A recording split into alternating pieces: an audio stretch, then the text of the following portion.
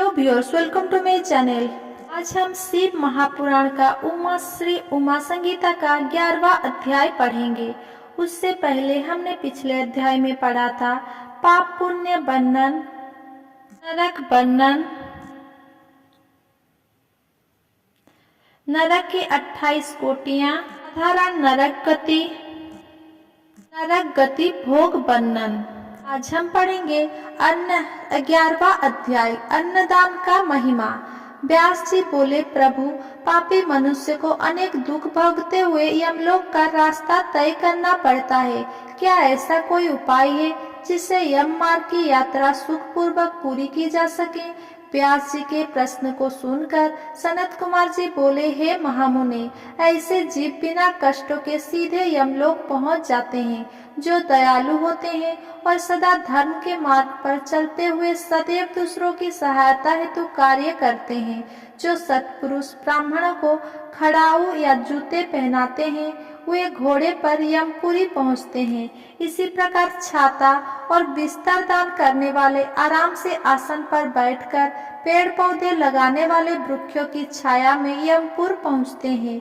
जो मनुष्य फूलों की वाटिका लगाते हैं, उन्हें ले जाने हेतु पुष्प विमान आते हैं। साधु संतों के लिए मकान बनवाने वाले मनुष्य को सुंदर भवन विश्राम करने के लिए मिलते हैं। इसी प्रकार माता पिता, ब्राह्मण और गुरुओं की सेवा करने वाले पुरुषों का आदर होता है। अन्न और जल का दान करने वाले मनुष्य को यमपुरी के रास्ते में अन्न जल की कोई कमी नहीं होती। ब्राह्मणों के चरण दबाने वाले मनुष्य आराम पूर्वक घोड़े पर सवार होकर यमलोक जाते हैं। संसार में अन्न का दान सबसे अच्छा माना जाता है, क्योंकि अन्न खाकर ही जीव का शरीर पुष्ट होता है। उस शरीर से धर्म पुष्ट होता है और शरीर ही धर्म, अर्थ, काम तथा मोक्ष देने वाला उत्तम साधन है। इसीलिए मनुष्य को अन्न का दान अवश्य ही करना चाहिए। अपने घर पर पधारे अतिथियों का उचित आदर सत्कार अवश्य करना चाहिए और द्वार पर आए गरीब, भूखे एवं भिखारियों को खाली हाथ नहीं लौटाना चाहिए। अन्नदान करने वाले सज्जनों पुरुषों स्वर्ग में निवास करते हुए अनेकों सुखों को भोगते हैं। वो आनंद का अनुभव करते हैं। 12वां अध्याय जलदान एवं तप की महिमा। सनत कुमार जी कहते हैं, हे मुनि व्यास, इस संसार में सभी प्राणियों को जीवन देने वाला जल है। जो मनुष्य पीने के जल के लिए कुआं खोदते हैं, उनका आधा पाप नष्ट हो जाता है। तालाब बनवाने वाले पुरुष को कभी भी दुखों का सामना नहीं करना पड़ता। देव, दानव, गंधर्व, नाग और चर अचर सभी जीवों जल पर ही आश्रित होते हैं। जिस तालाब में बरसात का जल भर जाता है, उसे बनाने वाले को अग्निहोत्र का फल मिलता है। सर्दियों में जो तालाब जल से भरा रहता है, उसे बनाने वाले को 1000 गौदाने का पुण्य प्राप्त होता है। इसी प्रकार हेमंत और शिशिर ऋतु में भरे तालाब के निर्माण करने वाले को अश्वमेध यज्ञ का फल मिलता है। इसीलिए तालाब खुदवाना पुण्यदायक और कल्याणदायक माना जाता है। इसी प्रकार मार्ग में वृक्ष और बगीचे लगवाने वाले प्राणियों के पूरे वंश का उद्धार हो जाता है। फल फूल वाले वृक्ष बहुत उत्तम होते हैं। फूलों से देवता, फलों से पितृगण एवं उनकी छाया से वहां से आने जाने वाले सहगिरों को सहारा, राहत मिलती है। ये वृक्ष सर्प, किन्नर, राक्षस, देव, मनुष्य को सुख देने वाले होते हैं। इस संसार में सत्य को सबसे उत्तम कहा गया है। यही ब्रह्मचर्य, परम पद सभी सत्य रूप है।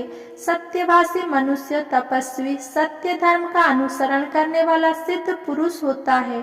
वो विमान में बैठकर स्वर्ग जाता है। सदैव सत्य बोलना ही फल देने वाला है।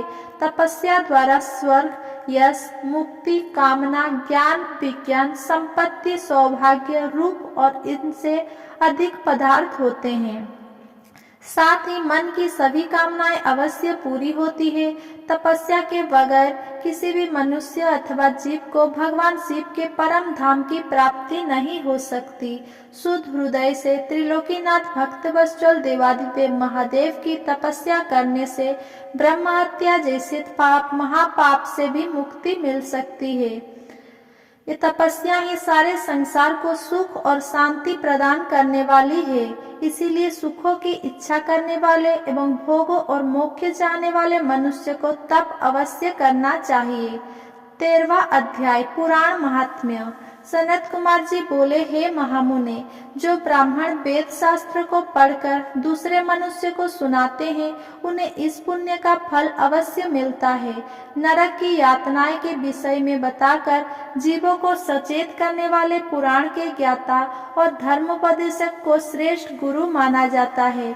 वे अपने असीम ज्ञान द्वारा जगत का कल्याण करते हैं। अपना परलोक सुधारने हेतु मनुष्य को धन, अन्न, भूमि, स्वर्ण, गौ, रथ, वस्त्र एवं आभूषण आदि वस्तुओं का दान करना चाहिए। जूता हुआ खेत अर्थात लहलहाते फसल वाले खेत का दान करने से मनुष्य की 10 पीढ़ियां सुधर जाती है। वो मनुष्य सभी सुखों को भोगकर अंत में विमान पर सवार होकर सीधे स्वर्ग लोक जाता है। अपने घर में अथवा शिवालय या मंदिर में भगवान शिव, विष्णु और सूर्य पुराण का पाठ करवाने वाले उत्तम पुरुष को राजसूय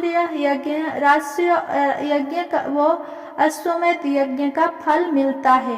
वे सूर्यलोक होते हुए ब्रह्मलोक में जाते हैं। देवताओं के मंदिरों में पुराणों की अमृतमयी कथा कराने वाले सत्पुरुषों को अश्वमेध यज्ञ का फल मिलता है।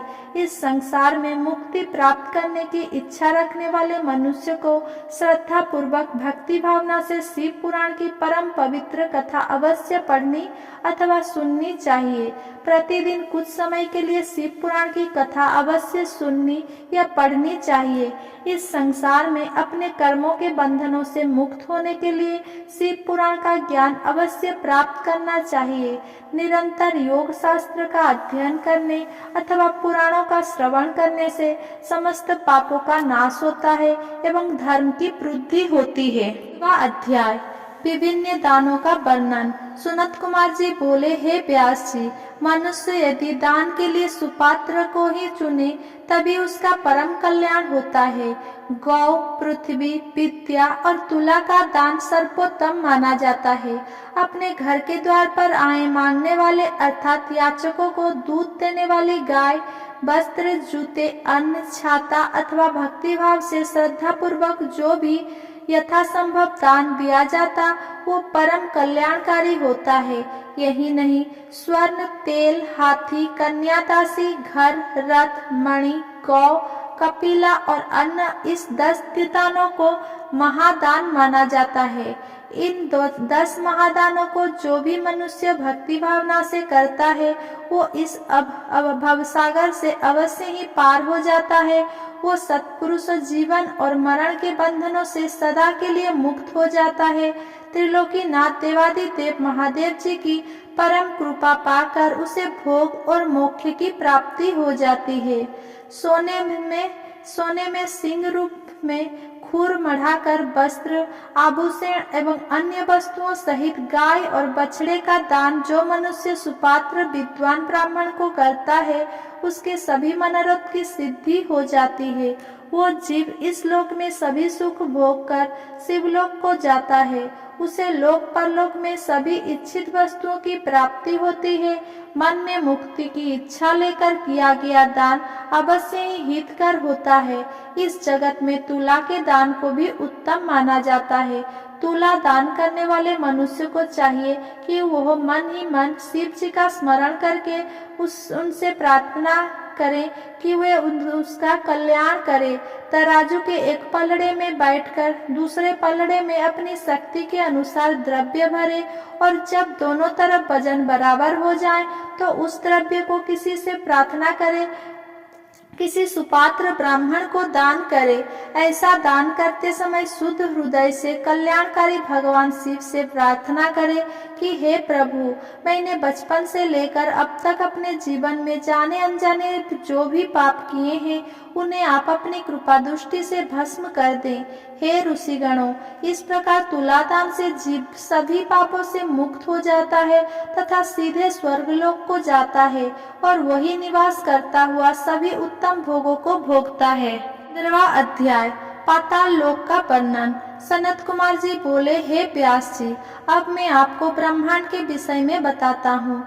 ये ब्रह्मांड जल के बीच में स्थित है और त्रिलोकीनाथ भगवान शिव के अंश शेषनाग ने इसे अपने फन पर धारण कर रखा है एवं श्रीहरि विष्णु इसका पालन करते हैं। सभी देवता और ऋषि मुनि साधु संत सृष्टि के कल्याण हेतु शेषनाग का प्रतिदिन पूजन करते हैं। इन्हीं शेषनाग को अनंत नाम से भी जाना जाता है। आप अनेकों गुणों से संपन्न हैं और आपकी कीर्ति का गुणगान सभी देवताओं सहित सारे ग्रह और नक्षत्र भी निरंतर करते हैं। नाग कन्याएं सदैव आपकी पूजा और आराधना करती रहती है। इन्हीं के संकर्षण रूप रुद्रदेव है। शेषनाग के बल और स्वरूप को स्वयं देवता भी भली भांति नहीं जानते, तो फिर साधारण पुरुष भला कैसे जान सकते हैं। पृथ्वी के निचले भाग में अतल, पीतल, सुतल, सतातल, रसातल, ततातल, तलातल, पाताल आदि कुल 7 लोक है, जो कि 10-10 हजार योजन लंबे और चौड़े तथा 20-20 हजार योजन ऊंचे हैं। इन सब की रत्न स्वर्ण की पृथ्वी एवं आंगन है। इसी स्थान पर दैत्य महानाग रहते हैं। सूर्य द्वारा उपलब्ध कराई जाने वाली धूप तथा प्रकाश चंद्रमा की शीतलता एवं चांदनी सिर्फ पृथ्वी लोक को आलोकित करती है। यहीं पर सर्दी, गर्मी और वर्षा नामक अनेक ऋतुएं होती है। इस प्रकार पाताल लोक में सभी प्रकार के सुख विद्यमान है, जो कि जीवों को सभी आवश्यकताओं को पूरा करने में पूर्णतः सक्षम है। धरा में जल के अनगिनत स्रोत है, जो कि अपने स्वच्छ और निर्मल जल से जीवों की प्यास बुझाते हैं। भैरे यहाँ पर सदा गुंजार करते हैं। यहाँ पर अनेक सुंदर अप्सराएं नृत्य करती है और गाना गाती है। पाताल लोक में अनेक प्रकार के वैभव और विलास उपलब्ध है और यहाँ पर अनेक सिद्ध मनुष्य, दानव और नाग अपने द्वारा की गई तपस्या के उत्तम फल को भोगते हैं। 16वां अध्याय, शिव स्मरण द्वारा नरक से मुक्ति। सनत कुमार जी बोले, हे महामुने, इन्हीं लोक में सबसे ऊंचे हिस्से में सैरव, शंकर, सुकर, महाज्वाला, तप्त, कुंड, लवण, बैतरणी, नदी, कृमि, भोजन, कठिन, 80 पत्र, बालाभक्य, दारुण, संदेश, कालसूत्र, महारौस, सालमली आदि नाम के बड़े ही दुखदायी और कष्टदायक कष्टकारक नरक है। इन नरकों में आकार पापी मनुष्य की आत्मा अनेक यातनाएं भोगती है। जो ब्राह्मण असत्य के मार्ग पर चलता है, उसे रौरव नामक नरक को भोगना पड़ता है। चोरी करने वाला, दूसरे को धोखा देने वाला, शराब पीने वाला, गुरु की हत्या करने वाला पापी कुंभी नरक में जाते हैं। बहन, कन्या, माता, गाय और स्त्री को बेचने वाला और ब्याज खाने वाले पापी तपते लोह नरक के वासी होते हैं। गाय की हत्या करने वाले देवता और पितरों से बैर रखने वाले मनुष्य कृमि भक्ष्य नरक को भोगते हैं। इस नरक में उन्हें कीड़े खाते हैं। पितरों और ब्राह्मणों को भोजन ना देने वाले को लाल भक्ष्य नरक को भोगना पड़ता है। नीच और पापियों का साथ करने वाले, अभक्ष्य वस्तु खाने वाले एवं बिना घी के हवन करने वाले रुधिरोध नरक में जाते हैं। युवा अवस्था में मर्यादाओं को तोड़ने वाले, शराब और अन्य नशा करने वाले, स्त्रियों की कमाई खाने वाले कृत्यों नरक में जाते हैं। वृक्षों को अकारण काटने वाले, 80 पत्र नरक में मृगों का शिकार करने वाले ज्वाला नरक में जाते हैं।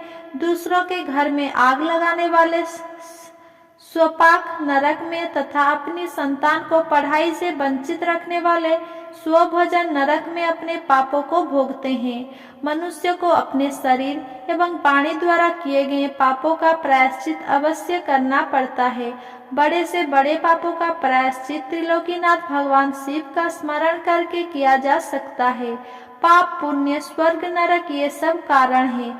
असल में सुख दुख सब मन की कल्पनाएं हैं।